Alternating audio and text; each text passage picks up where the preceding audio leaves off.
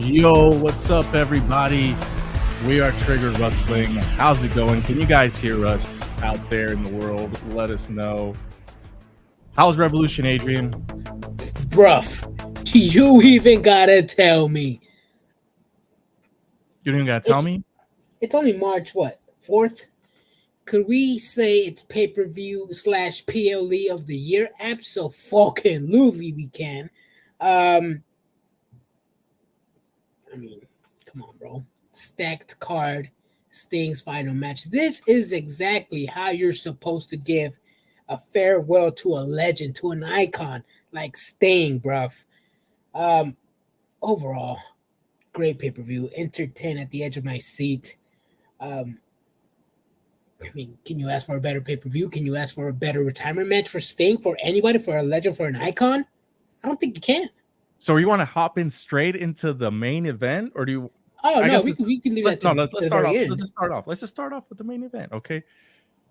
So at first, I was like, who are these two jobbers coming out with Sting, bro? I thought they were paid actors, and then they're like, they're his sons. And I'm like, oh, shit, that makes a lot of sense. So, yeah, at first I was like, who the fuck are these guys? And I was like, that guy does kind of look like Sting, though. To be honest, I didn't know. I just kind of put two and two together. I was like, oh, why is there two other people? Especially after they did the swerve on us with Tony Storm. I didn't even know that was Mariah May. And I actually thought, and I also thought, I thought it was the same. Like, I think Jericho did it the same way, where he came out as Lionheart, then he came out with the list. We saw Tony Storm do it earlier that night, and then Sting again. I'm like, damn, this is. Yeah. I like these throwbacks from AEW, man. Yeah, it was pretty good. So we'll talk about the whole main event later, but so let's get off with our giveaway that we did, right? So congratulations to all the winners. Swerve unfortunately did not win, but our winners won, so that's really positive there. So let's hop into it, Adrian. The first match of the show was Daniel Garcia versus Christian Cage. What did you think about that match? It was a great match. Daniel Garcia versus the Patriarchy.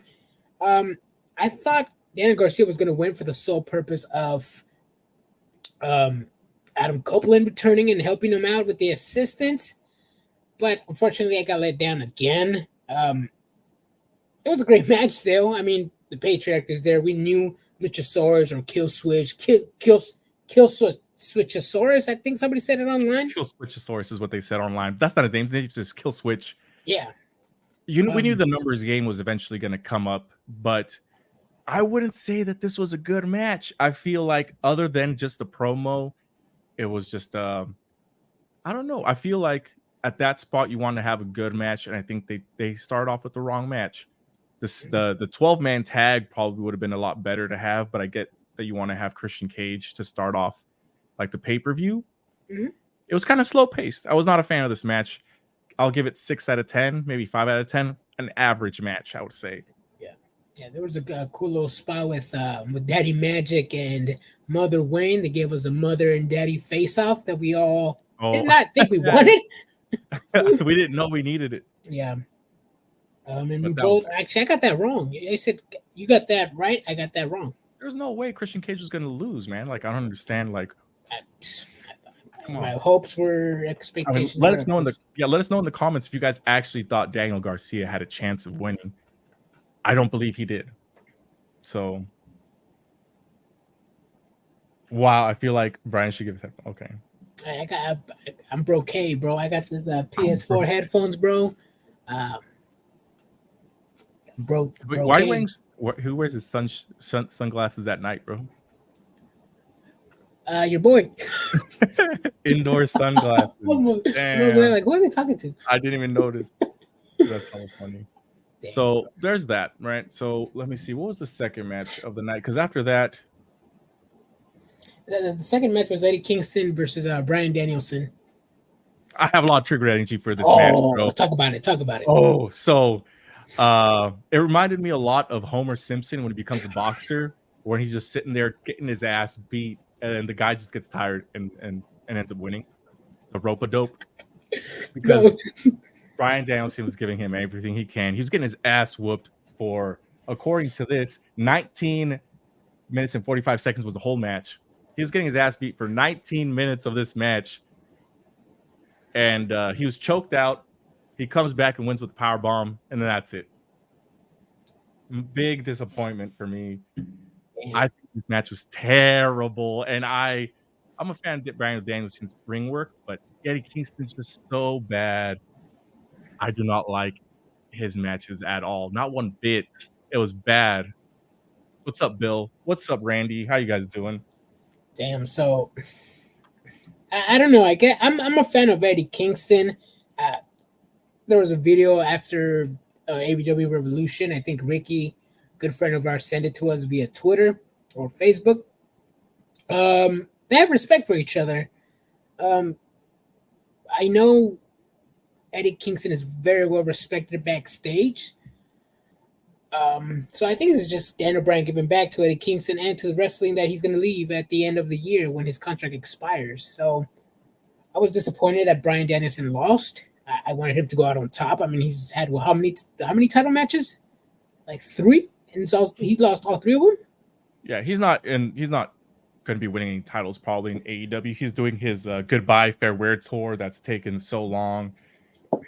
There's no way Eddie Kingston will be going to WWE because they already have Kevin Owens, who's much better at every literal thing that he does. So, Bill, he will not be going to WWE. Bill said, bro. He's terrible. He's terrible. To be honest, in my opinion, of course, I'm sure people out there. He's popular for a reason. He finally gets his handshake that he so rightly deserved. Yeah. I mean, I don't know. Like Bill said, he's Eddie Kingston could probably do the 10 rest holds in WWE and get a standing ovation. Bro, he was in a rest hold for like 5 minutes, getting choked out in the.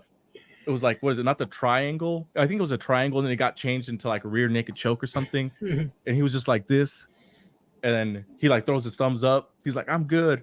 And then after that, it was like right over, like immediately over. Yeah. Essentially after that, because they did the Miz kicks, as I like to call them, because that's who does them the best is the Miz, not Daniel Bryan. Oh yeah, you hate. He even stole the miss from him, right? Because he misses now at the end. He doesn't do the last one anymore. So, yeah, that's my opinion there.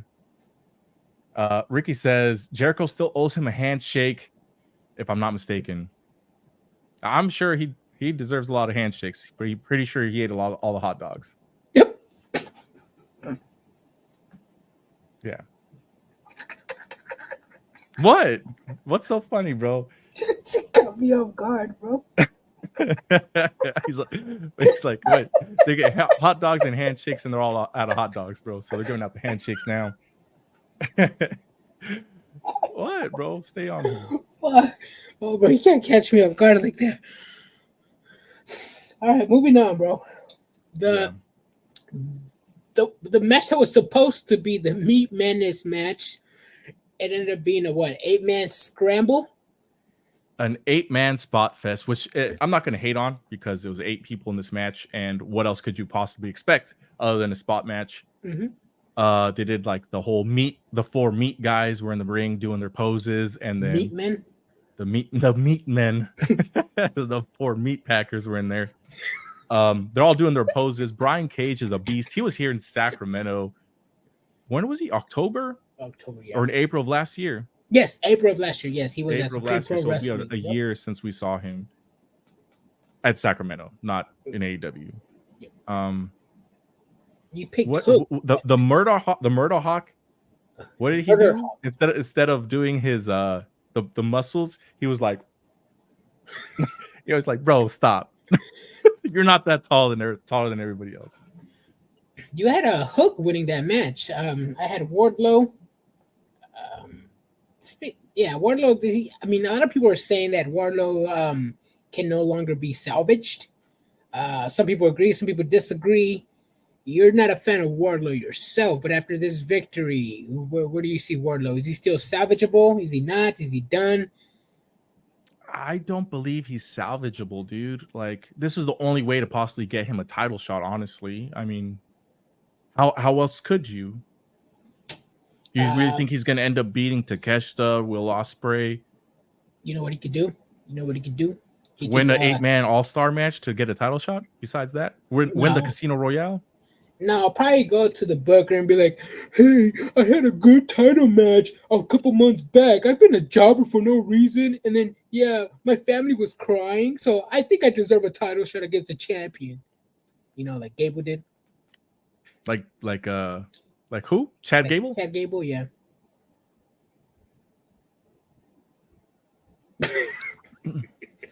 Yeah, I guess so. I guess that's right. Bill, so I'm going to ask you a question, Bill.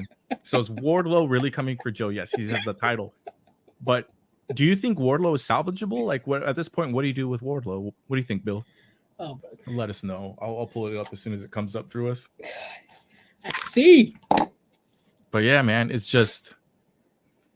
I don't think he's salvageable, dude. And this match honestly wasn't that good. I saw a lot of people complaining that it's the same thing over and over again with all the AEW matches. I will admit that this match got a little sloppy in some parts. It's like they know what to do. Like, say, hey, when all the 4 meat men were in there, they knew like their spots. But there were some incidences where I think Magnus came in, Dante Martin came in, and they tried to go do some tope suicidas, and that's where they got a little sloppy. I think that's where they need a real backstage producer to let them know, hey, your spots have to be organized. You have to do this at this time, do this at the other time. And it just has to be a little bit more organized. I mean, mind you, it was a scramble. The match was called an 8-man scramble, but it was sloppy. Well, yeah, it's a scramble, bro. Yeah. At least organizing, bro, or something. Yeah.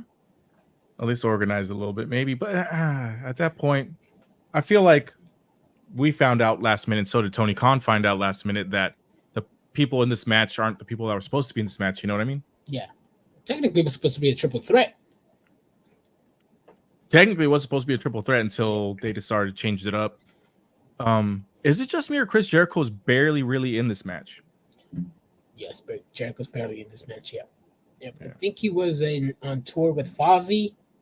They said he was going to be gone for a while, but then he showed up on Dynamite calling out Wardlow and then got added to this match. Yeah, he's got tour coming, bro. He can't get hurt. Yep. Let me see. Moving on here. Let us know in the comments, what you guys thought about these, because I really want to know. Let us know what you guys thought. Oh, here you go. Kingdom Storm. Not a great fan of Wardlow, but here you go. I'll put this up for everybody. Kingdom storyline. Not a great fan of Wardlow, but they'll need belts when Adam Cole comes back. See, there's a lot of stuff there to unpack because MJF still got to come back too. Yeah, but they said he was going to be out for 9 months. I think I don't know September, October, whatever around there. Yeah. What is that? Double or Nothing gets immediate all title in, shot. all out. Probably all in, all out. All in, all out. Oh wait, yeah, because Double or Nothing's in April or something like that, isn't it? Or August, Uh, Double or Nothing is on May. May. Okay. Memorial Day Oh, weekend. Memorial Day weekend. Okay. Yeah. Man, yeah, though I don't know. Kingdom storyline, it's bad. And then we'll get into that next because we have Roderick Strong beating Orange Cassidy. It was a given because Orange Next Cassidy wasn't strong. next strong. We saw this one coming. Yeah, the seeds were planted. Orange Cassidy's second title run was not as exciting as the first one. Roderick Strong has been eyeing that All International Championship for a very long time, and it's only fair for them to get a title shot, or for them to get a title, meaning the Kingdom. No, what's it called? The Undisputed Kingdom. Undisputed Kingdom. That's the team name. But it's very strange. When I forgot his name, Kyle O'Reilly comes out and pretending to attack, and people want to blow it out of proportion and be like, "It was so great, it was so unexpected." It was a bit of I mean, I didn't expect him because I didn't personally care if he came back. I completely forgot he existed. Kyle O'Reilly, for those who are Lord of the Rings fans, he came out looking like a transition of Gollum from like human to humanoid beast. He's like with bags under his eyes, hair coming down. I'm like, who the hell is this guy? It's not until I actually took a second to actually say, like, oh, wait, who's this? Who's this? It's Kyle O'Reilly. You just somebody on the comment section said, Kyle O'Reilly looked like he hasn't slept a day ever since he got injured. Exactly. That's what I was about to say. There's that. He came out looking like Edge when he came back, just like bags. And Edge is like 50. Bro, is this guy vegan? Like, what's going on? What, bro? I'm serious. Bro. Have you seen a vegan? Yeah. Speaking of vegan, bro, why were WWE fans booing Bryan Danielson for trying to save the planet, bro? Make it make sense, bro. Because everybody knows that the vegetarian vegan people. No, I'm just kidding. Yeah, I don't know. He just came up like that episode of South Park, right? When they're smug about their Teslas and Priuses and stuff. Remember that? Yeah. But what's the next match? We both got that one right. So I just want to say this about Kyle O'Reilly. Is it? I mean, he turned down United Kingdom. This is their way of trying to like further this storyline, or just what? Is he going to wrestle? Like, what's going to happen here? I mean, let us know what you guys think. What's going to happen with Kyle O'Reilly? Are you excited that he's back? More than anything, I forgot who it was that said that Sean Spears was not spoiled because nobody cares. I guess you could say the same thing about Kyle O'Reilly, right? Yeah. And Bobby Fish made his MLW debut the other day, so I think it was Thursday. So, hey, there you go. I guess they're doing something else. Yeah, Bobby Fish. Bobby Pescado, bro. Yep. So far, we are at 3-2. You are up. You got Christian Cage right. You got Eddie Kingston right. And you got Roderick Pause, right. Bro. Bill over here saying, I eat twice as much meat to cancel out one vegan trying to make a difference. Damn. Oh, shit. Hide your meat packets, guys. Hide your meat. Bill's gonna get you. I'm sorry, Bill. I just had to. I appreciate it. Oh shit! And moving on to FTR Gun / Bald versus the Blackpool Combat Club with the great Legion of Doom throwback right there. I like that. They did. They even did the was it the Doomsday thing? I forget what it's called. The Doomsday Splash when they're like on top of each other's shoulders. They did that. How do you am I going to sound like a hater that I actually thought that the other matches that they had were better than this one? Or is it just because we've seen it so many times recently? I still think I'm still entertained, bro. I know you're not a big fan of Moxley. Claudio Castagnoli, I still think he's underrated as hell. I still think those Swiss man uppercuts or shoulder uppercuts, I still think those are fucking amazing.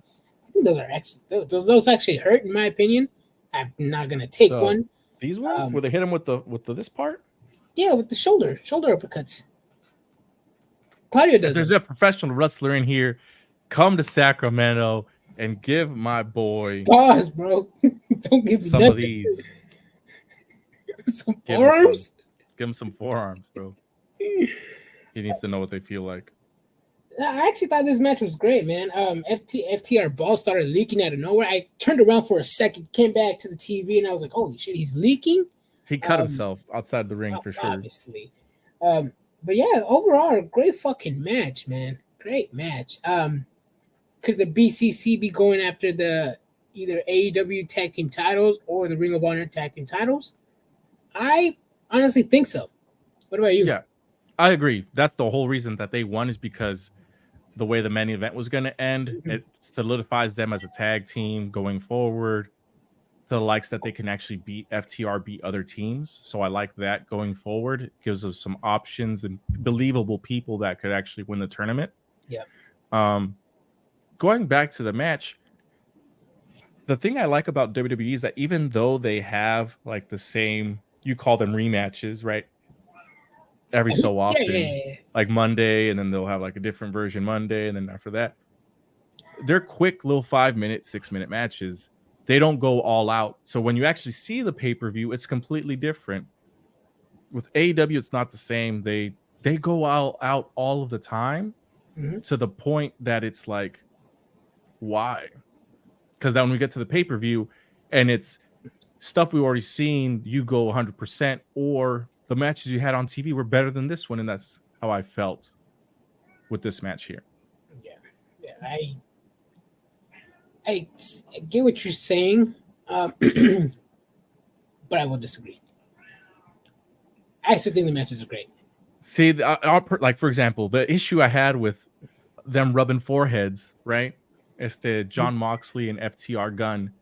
If they would have done that here, it would have meant a lot more. But we've already seen that, and now FTR Bald is the one that ends up getting cut up. And at the same time, they went harder in the other matches than this one, in my opinion, personally. Yeah. I don't know what you guys think. Let me know in the comments.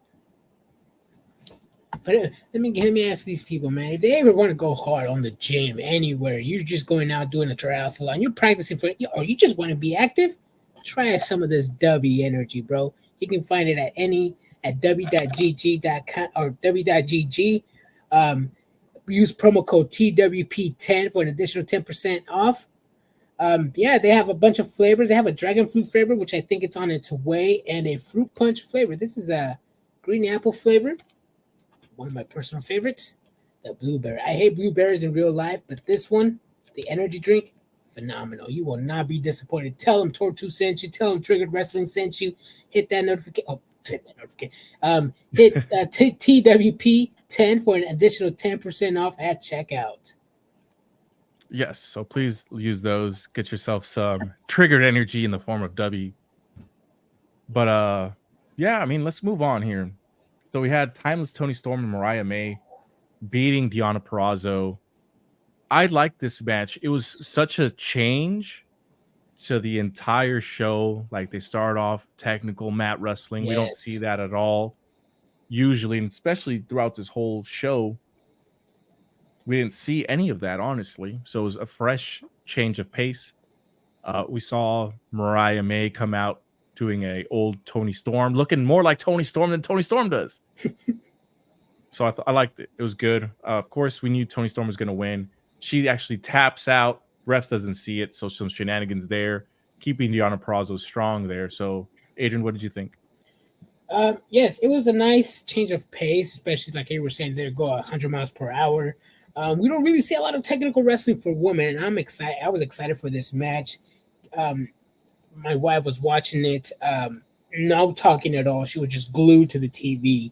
And in my head, she was like, "What are you doing? You're texting. The match is going on." And I'm like, "I'm listening because I'm listening because the crowd is always quiet whenever time a great technical mat wrestling, chin wrestling match happens, and it's always the oohs, the ahs. That's when I need to look up, and I'm like, damn, that's a good transition. Damn, that's a good move. That's a good counter. That's a good lock break." We don't normally see this type of wrestling. I think Bryan Danielson is the only one of the few that can do it in AEW. I saw El Hechicero from CMLL versus Bryan Danielson. You won't see Hechicero anymore because he got his visa revoked for working. Yeah. Well, he's fucking amazing. Come on. What's up, Will Hinson, bro? What's up, dude? Thank you Another match that I will recommend that I know it's under the radar, everybody's radar right now. It is Bryan Danielson versus Bandito. Great fucking match. It had everything. Bandito was in Texas. He's a Mexican, the large Mexican crowd. Bryan Danielson embraced the heelishness of that because Bandito was getting all the praise from the crowd, and Bryan Danielson saw that, heard it, and dude just became the heel for that match. Great technical wrestling, great technical match. I loved it. Bryan Danielson, man, what happened, man? It's like in WWE he was like meh, and in AEW he's like one of the best wrestlers I've ever seen. And people to this day, some of our friends are like, "Didn't you used to hate Bryan Danielson?" I was like, "Yes, I hated Daniel Bryan, but I love Bryan Danielson." And because they have two different types of styles, and you know it. You laugh because you know. So I would say I do like Bryan Danielson a lot better in AEW. He just has no presentation, and that's just his thing. That's why they can get away with the Blackpool Combat Club, because none of those guys really have any sort of presentation to them. Oh, hey, my cat ate already like 6 times. Gave him kibble already. He's lying. I think he's gonna call PETA on me one of these days. But nah, he's fed. He's a little chubby fella. Annalisa, I know you're concerned. Please don't call PETA. I know he's a big cat, but yeah. If anything, his cat's obese. That's So Bandito is awesome. So I agree. WWE is holding Danielson back. They can only have a certain amount of style. They wrestle so much so that it makes sense that they have to hold back. I mean, they do. They got Monday Night Raw. Assuming they only work one of the televised events, then they wrestle Saturday, Sunday. Before they used to wrestle Fridays too, right? If SmackDown was going on, they still had a live event for like Monday Night Raw on Fridays, I think. So 3-4 matches. I understand that they need to hold back and maybe have some bangers at pay-per-views. Yeah. But AEW, I mean, he's very, very rarely wrestling once a month, once every 2 months. I mean, that's the issue that I have with AEW. A lot of these wrestlers that you want to see, you don't see them. For example, Miro, of course, he's injured now, but he wasn't injured before. Like, what happened? Andrade was injured for a little bit, wasn't injured for a while. Oh, yeah, where's Andrade at now? He's trying to, you know what? We'll find out tonight on this episode of Monday Night Raw, because our boy Ricky is actually live at Monday Night Raw in San Antonio, Texas. He'll be sending us pictures. Oh, hell yeah. So we will find out. But he's probably out there trying to recruit Dom Mysterio's last thing we saw, right? He was giving him some love there. Wait, so is Andrade going to recruit Dominic Mysterio or to the LWO or to the what is it, Andrade family offices, bro? Of their WWE, the WWE branch. Will, if you're still here, bro, what did you think about the Eddie Kingston Bryan Danielson match? I know we talked about that like before you probably got in, but if you're still here, I want to know what you think about that match. If he does answer, it's gonna be funny when Daniels or Andrade is gonna talk to Dominic Mysterio and say, "Take me to your boss. I want to speak to your boss to buy you out of your contract. Let me talk to your boss, bro." If I see Andrade on site, bro, make me chill or something. Wow. Oh yeah. Oh, Brandon. Oh, so Brandon's in here. He says, "Do you mean Tom and Nick Mysterio?" Yes, he's trying to recruit not just Dominic. He's trying to recruit Tom and Nick Mysterio. You know what I'm noticing is that there is a lag probably on our end here through this. I'm probably gonna have to join these conversations on our phone just to like be more adept. So let me see.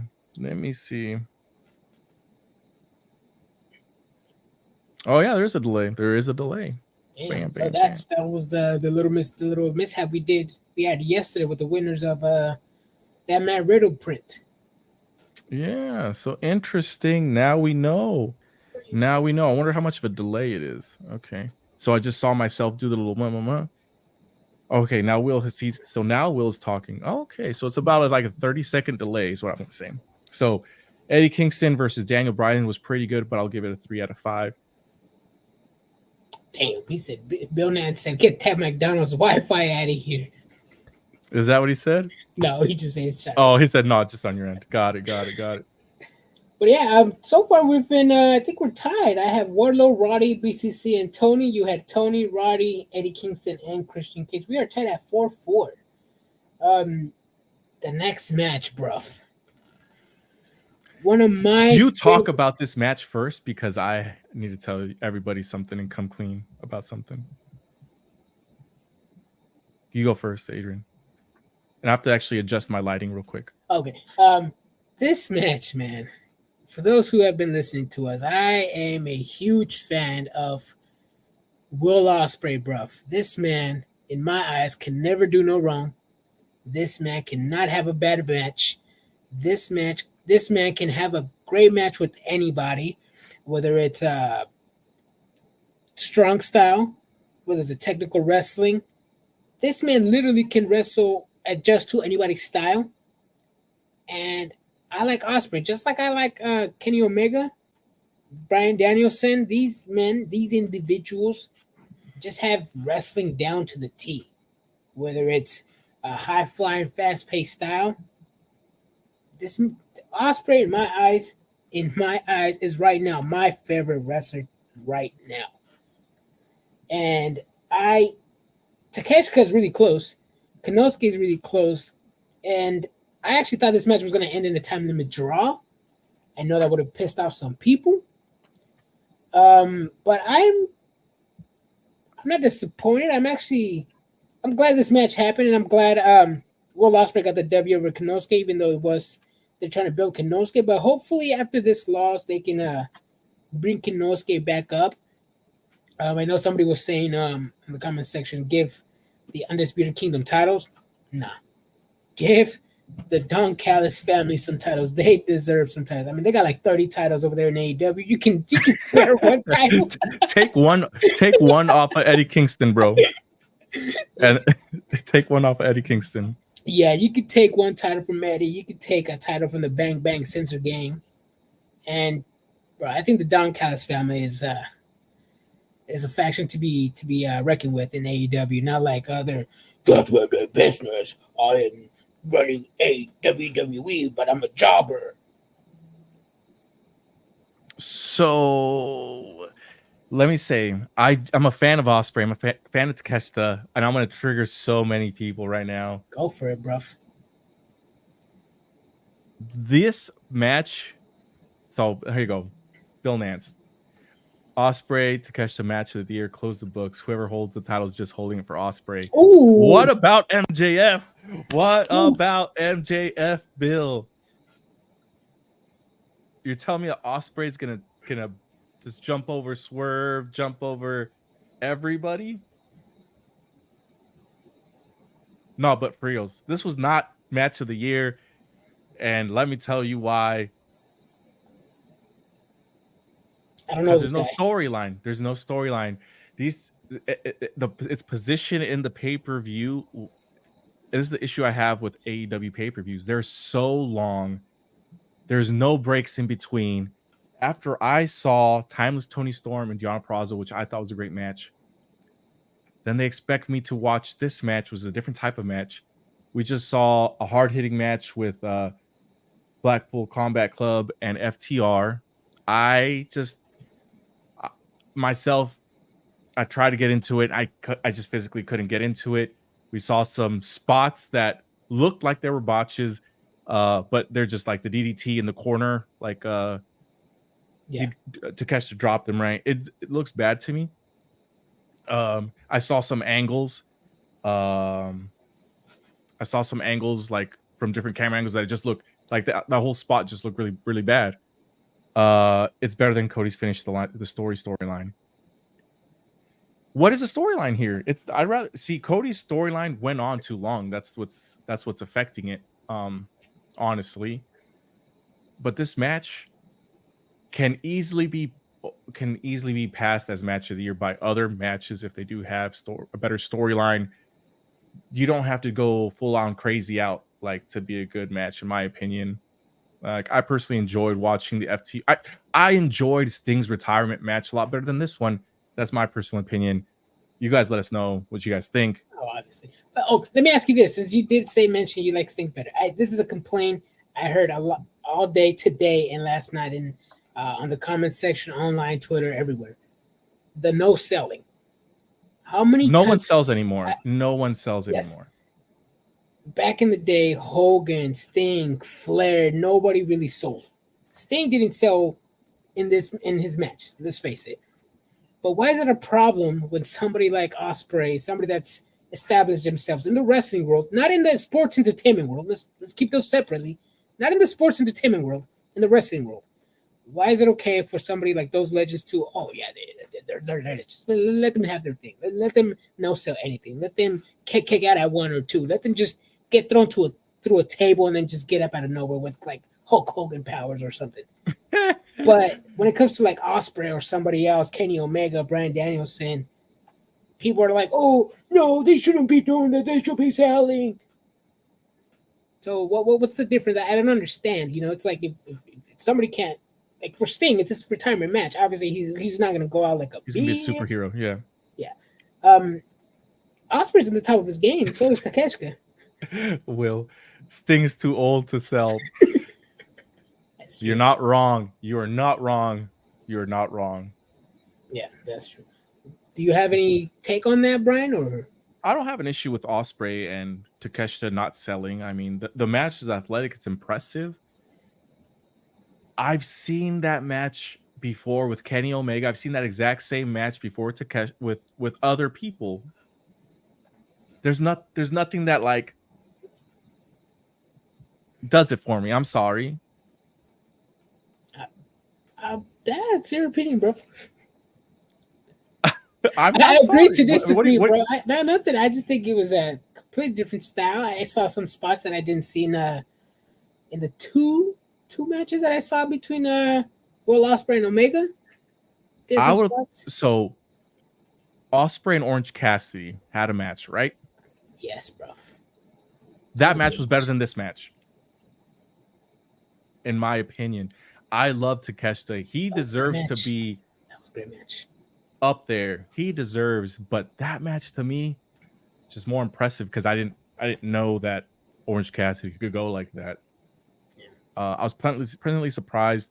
I'm seeing a lot of you guys coming in through Facebook, so thank you very much for just sticking around, hanging out with us for a little bit. So I appreciate all of you. Joshua just came in, Thomas Clark a couple minutes ago. So thank you all for coming in and cycling through here. We appreciate all of you guys for following us. Sting's too old to sell. So everybody's old too. You know, that's one of the things. Osprey in any match will be a 5-star. Oh yes, they will. Yes, he will. Osprey versus the Miz. Actually, he will make the. Is Miz a wrestler or He's a sports entertainer. Entertainer. Yeah, I don't know. I had this match, the Konosuke Royal Osprey. I had it as a draw. I just didn't want to see them lose. I thought we were going to have a rematch later on, further down the line. But hey, I'm glad Osprey won. Takeshita. It's hard work carrying Takeshita, but a lot of people didn't know that about OC. Exactly. OC surprised me. I didn't expect that being a banger. I expected this one. And as soon as you saw who it was, you expected it to be like a 5-star match for Meltzer or 7-star match. I'm just saying that the match is okay. You should have been built up some. You just can't make it 2 weeks before the event just because you want to have Osprey out there versus Takeshita. My opinion. You notice how the crowd was loving Osprey too, singing his songs. Like they Osprey, knew who he Osprey. was. Mm-hmm. Speaking of Osprey, for those who don't know, mainly WWE fans, Tama Tonga signed with WWE, and in a way, I'm a little bit upset. I know I'm talking to WWE about WWE, but it's like, you guys signed Tama Tonga, bruv, one of the founding members of the Bullet Club, and there's no excitement from WWE fans.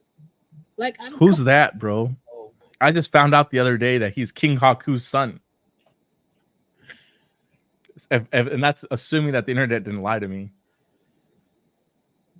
I know who Tama Tonga is, but he's gonna debut in NXT as fucking what did I say? as Kona Kona Cooler, bro. That's his Kona name Cool. gonna be. He's gonna be a surfer.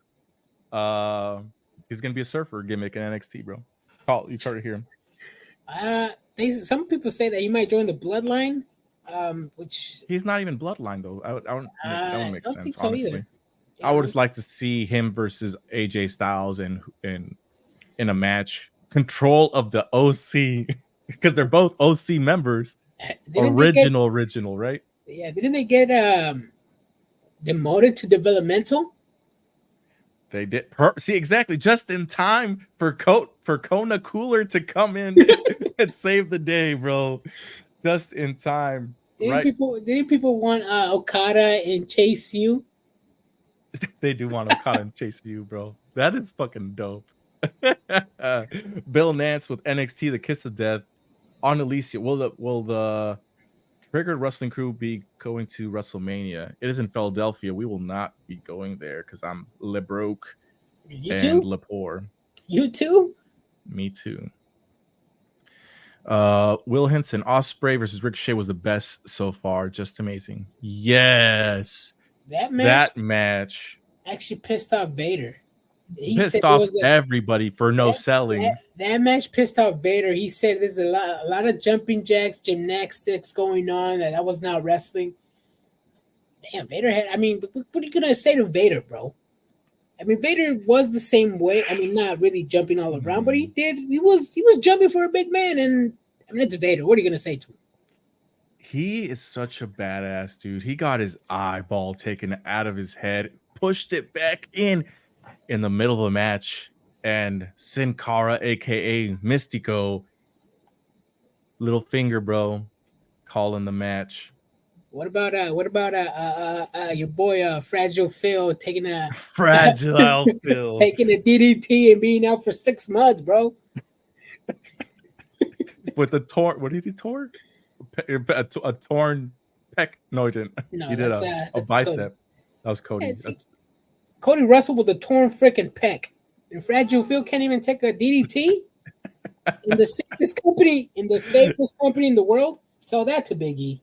He's just old, bro. That ain't his fault. Yeah. All right. He's just falling apart literally in front of us. You know who had the worst luck with injuries was Kenta in NXT. Speaking back to Bill Nance's NXT being the Kiss of Death. I was excited for him to come, and then he was always injured all the time, and then you'd see him and come back and you get injured again. It was so unfortunate.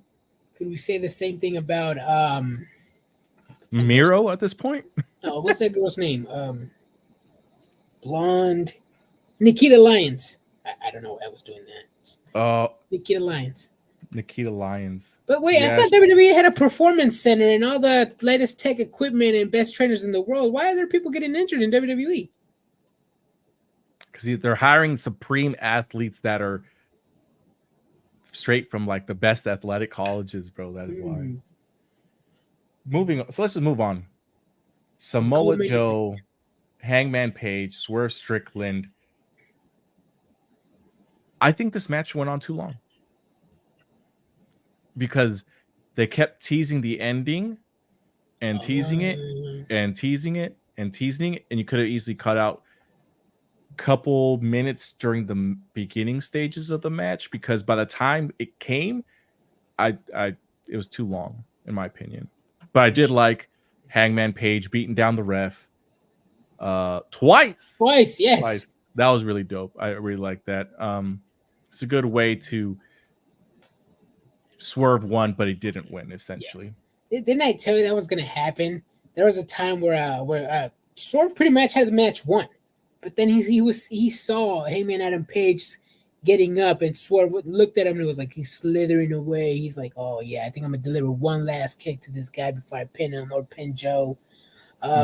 He took too long, and like I said, they were gonna focus on each other mostly, and they were gonna forget about Joe, that hatred. And in my opinion, AEW has themselves a Rock versus Austin feud in their hands, and they didn't even know it. It just came naturally. Hangman Adam Page and Swerve Strickland are right up there with The Rock and Stone Cold Steve Austin. At me. please at me, bro. I will argue to the day I die about this, because I was there in the Attitude Era. I was Team WWF in the Monday Night Wars, and your boys Team AEW right now. But yeah, I mean, we have not seen a Stone Cold Steve Austin versus Rock comparison ever since them two, and I think right now we are witnessing it. No, we did. What are you talking about? Who? The Rock, John Cena, 1 and 2, bro. Oh, the once in a lifetime, twice match in a row. Yeah, the greatest wrestling match of all time, Edge and Randy Orton. You can't forget about that one, bro. Yeah, you're right. Yeah. Didn't that one? Speaking of matches that last too long, that one lasted way too long. Wasn't it like an hour long? It was like an hour. It was like an hour. So let me respond to Steve's comments. I've been putting them up. But Hangman is the GOAT for beating up the refs. Chase, yes, I loved that so much. It added a different feel to the match that we didn't expect. Will agrees. It did go on too long. He should have used Prince Nana's crown. He should have. It didn't make sense. I want to do it by myself now. You didn't do it by yourself when you had to lynch Hangman Page, right? Essentially what happened there. Hangman versus Swerve is the best feud in years. Yes, I agree. AEW for sure. I don't know if WWE has had any good feuds really recently lately like this. See, Cody Roman Reigns wasn't really a feud. It was just the story of him fulfilling the prophecy of his dad, right? Essentially. No, I can't think of any feud that is as good as this one of just pure hatred. Yeah. So there's that. Let me see. Yeah, it was a good match. It was such a good match. W hasn't had any good feuds in years. They've had good feuds. I wouldn't say great feuds. I would just okay feuds is what I would say. Yeah, I think it's the kind of like how you were saying about AEW, where they have matches in AEW Dynamite, Collision, Rampage, and then by the time we get to the pay-per-view, we've pretty much seen those matches already. This one right here, Dragunov and Gunther. Yeah, I posted that. We need to see a rematch. I think yes, we need to see a rematch. Dragunov versus Gunther. But other than that, I mean, what else have we seen from WWE besides a Jobman Day and the top baby faces? Yeah, nothing really recently. Yeah, there's not good feuds. Good feuds, yes. Great feuds and like that status, no. I will say, like I always say, AEW doesn't have storylines, but this one probably the best storyline it is the best storyline that they've ever had, and it just came organically just by wrestling, and then obviously everything else that happened. What about Swerve Strickland and Keith Lee? They still haven't had their match. Yeah, they still haven't had their match. And Bearcat Lee, bro. You know what's crazy is that Bearcat Lee. You know what's crazy is that we probably would have never got this match if Keith Lee never got hurt. Would we have gotten Swerve, this version of Swerve, Keith Lee never got hurt and they had that match? Because they're supposed to have that match months ago, right? And it ended up being Swerve versus Goldust. Yeah, Goldust. Let's just play what if here. If that match goes through, I'm assuming they would have been feuding for a while, right? I don't think they would just end the feud cold again like that. What do you guys think? Let us know in the comments.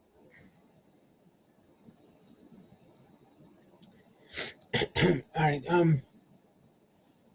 So you want to go for the main event? I think we both guessed that one, right? Samoa Joe was not going to lose. His second title defense. Yeah, second title defense. He wasn't going to lose. Joe was not going to lose. We do have 10 minutes before. Okay. Yeah, we're trying to end here at 5. We're trying to before Monday Night Raw. We got to stop. How's my dog, guys? I got scared. That's all right. You can barely hear her. It's all right. You're Gucci. I want to see it because it got drowned out.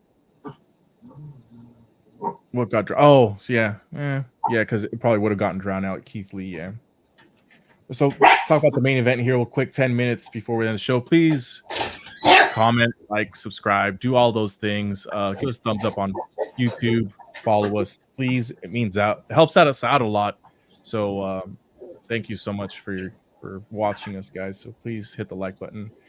Main event: Darby Allin, Sting, Ric Flair, all those things. Great match. Fragile Phil would have been upset for using real glass. Someone said that the ladies in the front row got injured with the glass. I don't know. Before we start on this match, I want to, and I say something. I said this on our previous episodes. If Phil was so concerned about the young talent, which he should be concerned about the young talent in AEW. Phil was tag teaming with Darby Allin a few times and Sting. Why didn't Phil go up to Darby Allin and say, "Hey, man, you're kind of doing a little too much. You have a whole life ahead of you. You kind of need to chill it with the Daredevil stuff. You kind of need to take care of your body. You need to stop doing this and stop doing that." Why did Phil go after Jungle Boy, a literally boy, instead of Darby Allin? Like, what was there? I mean, did Fragile Phil think because he had 10 seconds of MMA training, he thought he could take on a boy like Jungle Boy? Let me know in the comment section, because I think I asked you that before, Brian. But I mean, it makes sense, though, right? If CM Punk was concerned about the young talent, why didn't he extend that concern to Darby Allin? Because Sting overrides CM Punk, bro. That's why. Maybe. Because Sting's the one that has him under his wing, so to say. So I think that's why he doesn't. I mean, to be fair, yeah, Sting kind of did do a lot of Daredevil-ish shit. So I guess you're right. I will say this: I don't know when this match turned into tornado tag match. I don't either. And the other thing about it was, so this whole time they're doing all these crazy spots, and I was so bothered when it happened. Was the Young Bucks, I forgot which one it is, goes to reach for the championship belt that's right next to the timekeeper table, and Ricky Steamboat stops them. I'm like, oh, so that's where you draw the line, Ricky Steamboat? You see them bring glass, you see them bring everything, but you draw the line at getting the championship belts? So that's what that had me triggered, bro. I was just at that point, just let it go, bro. You're letting everything else go. Why not the championship belts? Yeah. Ric Flair, of course, had to put himself taking a spot. Of course. I didn't think Ricky the Dragon Steamboat was gonna show up. It was a great seeing him there. I know that I saw a video of Lex Luger, Magnum TA, and Diamond Dallas Page going to ringside so they can watch things fight a match. I still don't know why Kevin Nash said what he said. It's not like, to be honest, I don't think nobody knew he was under a WWE contract. I don't know if Nash still Hall thinks of Fame deals, I think, whatever they're called, those legend contracts. I mean, Diamond Dallas Page was at Royal Rumble. He came out to hug Cody Rhodes at the entrance ramp. Did he? I don't remember. Yeah. It's a backstage video. I don't think it was on the network, but yeah, it's like, I mean, bro, come on. I mean, I understand Paul Levesque is your friend. I understand Sting is your friend. I mean, don't come out here and be like, oh, well, so-and-so didn't let me, or I'm not going to want my face being plastered all over their TV. And I'm like, bro, you keep Nash. Who are you? I'm like, bro, I mean, I know Kevin Nash is a legend in the game. I'm not going to talk smack about him, but is he as popular as he was back in the day? I don't fucking think so. No, he's not. I think he has a podcast. I'm not gonna watch it. I'd rather watch us. Hey, no free ads, bro. No free ads. No free ads. You guys better stay here, bro. Except for Debbie. Except for Debbie. Wowzers. Anyways, so I want to say, yes, I've been trying to continue with this. Oz, I'm dead. So, but yeah, this is honestly the best retirement that anybody could have had ever in the history of anything. And Tony Khan did it right. Sting won. He keeps everything. The one that I would say was the greatest retirement ever before this one, other than this one, was Ric Flair's with Shawn Michaels. But he ruined it by coming back twice, right? Twice.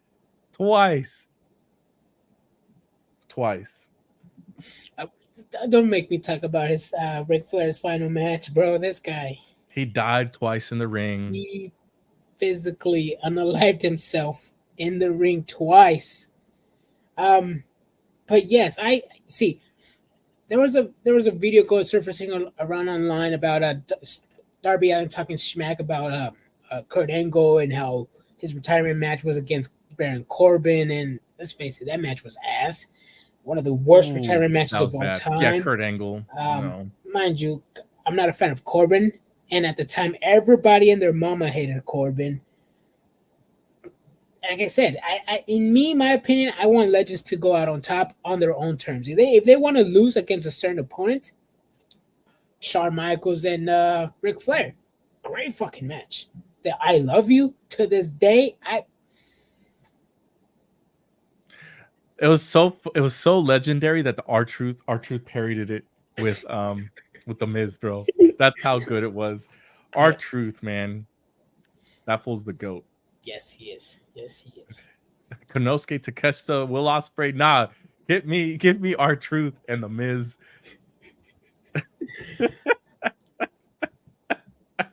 I'm just kidding. I just like that the I love you to the Miz. That show's great. Yeah. But yeah, Sting went out on top. I'm upset that they didn't let anybody else watch what Sting was saying at the end, and I guess that they had the pay-per-view timelines. Yeah, the broadcast. And I didn't look it up on YouTube. I know it's on there, but I didn't look it up. I'll probably look it up after this, after we talk about Monday Night Raw, or after we watch Monday Night Raw, I should say. It's starting here in 3 minutes. So I appreciate you guys doing this review with us. Anything you want to say, Adrian, before we head out?